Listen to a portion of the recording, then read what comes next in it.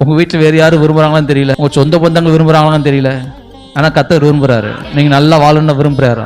போட்டி நிறைஞ்ச உலகம், பொறாமை நிறைஞ்ச உலகம். பக்கத்து காரணக்காரில் நீங்கள் ஒரு வீடு எக்ஸ்ட்ரா கட்டிட்டீங்கன்னா போதும், ஒரு மாதிரி ஏறுறான். எப்படா கெடுக்கலாம், எப்படிலாம் ஒரு மாதிரி ஆகலாம்னு யோசிக்கிறான். அவனுக்கு முன்னாடி நீங்கள் வண்டியை வாங்கிட்டீங்கன்னா அவனுக்கு ஒரு மாதிரி ஏறுறான்.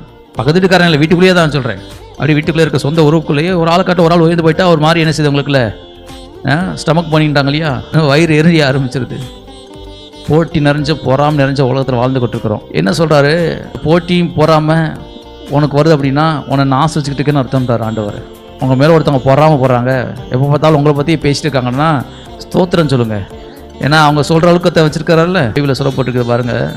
ஈசாக்குங்கிற ஒரு மனுஷன் வறட்சியான நாட்களில் எகிப்துக்கு போகலான்னு பிளான் பண்ணான்.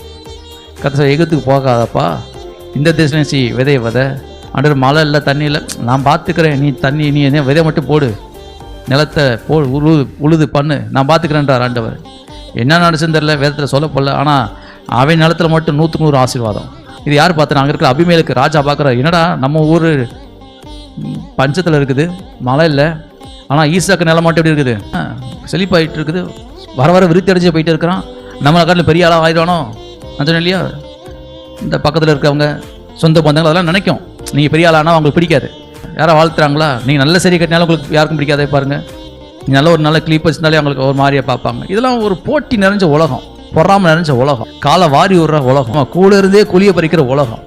ஸோ ஈசாக்கு அந்த அபிமேலுக்கு வந்து சொல்கிறான் பாருங்க, இது எங்கள் துறவு, நீ தானே செய்யக்கூடாது, தோண்டக்கூடாது, எங்கள் ஏரியா, அவன் ராஜ்யம் பாருங்கள். இப்போது ஈசாக்கு என்ன பண்ணான்னா சண்டை போடல, இவன் தான் தோண்டினான், இவன் தான் கூலி கொடுத்தான், இவன் தான் எல்லாத்தையும் கொண்டு வந்தான். தண்ணி வந்தோடனே யார் வந்துட்டா, அபிமேலுக்கு வந்துட்டான். அப்போது ஈசாக்கு என்ன பண்ணான், விட்டுட்டு ஏசேக்கு அப்படின்னு பேர் வச்சு போயிட்டான். பொறாமை அடுத்தடுத்துக்கு போகிறான். அங்கே வந்து துறவை தோன்றான், இன்னும் கொஞ்சம் ஒரு 2 குடும்பம் தள்ளி போயிருப்பான் நினைக்கிறேன். போய் அங்கே துறவை தோணுனா கூலி கொடுத்து எல்லாம் பண்ணால் கடைசி அங்கேயே யார் வந்துட்டா, அந்த ஏரியா கேரார் ஊரா மக்கள் சொல்கிறாங்க, இது எங்கள் ஊர், எங்கள் கிணறு அப்படின்ட்டாங்க பாருங்கள். அதுக்கு சித்தனான்னு பேர் வைக்கிறான். அதாவது போட்டி பொறாமை. ஈசாக்கு மனசு எப்படி இருக்குன்னா, மனசு வேதனைப்படுது. ஆண்டவரே, இந்த போட்டி பொறாமை நிறைஞ்ச உலகத்தில் எனக்கு ஒரு ரெகபோத்தை நீங்கள் வச்சுருக்கீங்க. ரெகபோத் அப்படின்னா நான் பெருகும்படிக்கு கர்த்தர் எனக்கு ஒரு இடத்தை கொடுப்பார்.